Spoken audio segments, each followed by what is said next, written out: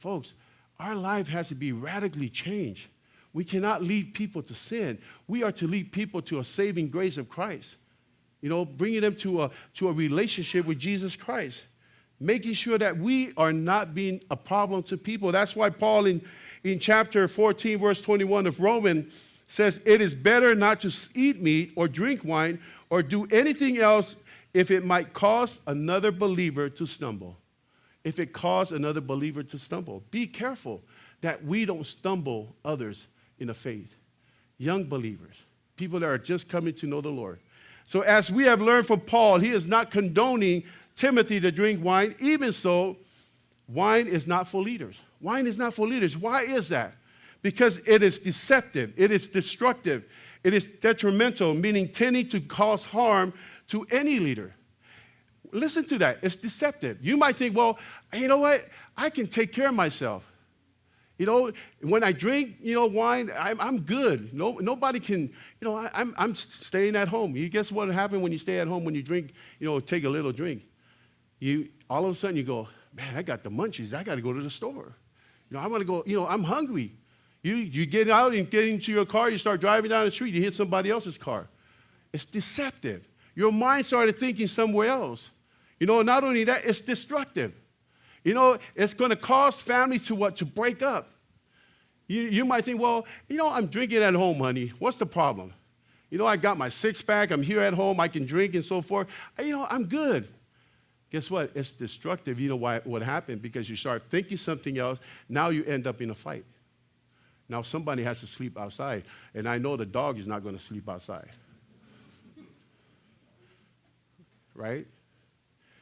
It's detrimental, meaning tending to cause harm. It's going to cause harm to our lives. It's going to cause harm for us as a family. Wine is mentioned 233 times in the King James Version. And 80% are negative. 80% are negative. Wine does not build up a person. It destroys a person. It does not build up a person, but destroys a person. It does not edify or improve someone morally, but it eats away at the very core of a person's faith and trust. It eats away at the very core of a person's faith and trust.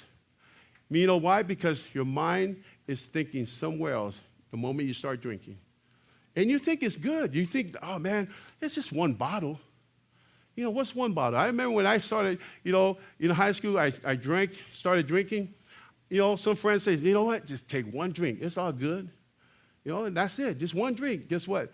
One drink leads to the second drink. Second drink leads to what? To a six-pack. Six-pack leads to a case. Next thing you know, you're like going home at 5 o'clock in the morning, right?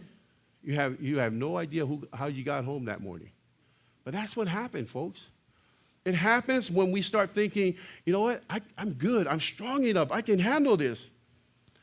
No one is strong enough to handle the alcohol that's going to go into your system, because everything that goes into your system is going to change how you react to people. It's going to change you. And so we need to be mindful. Don't think that you're strong enough, you can handle it. You're not strong enough to handle it.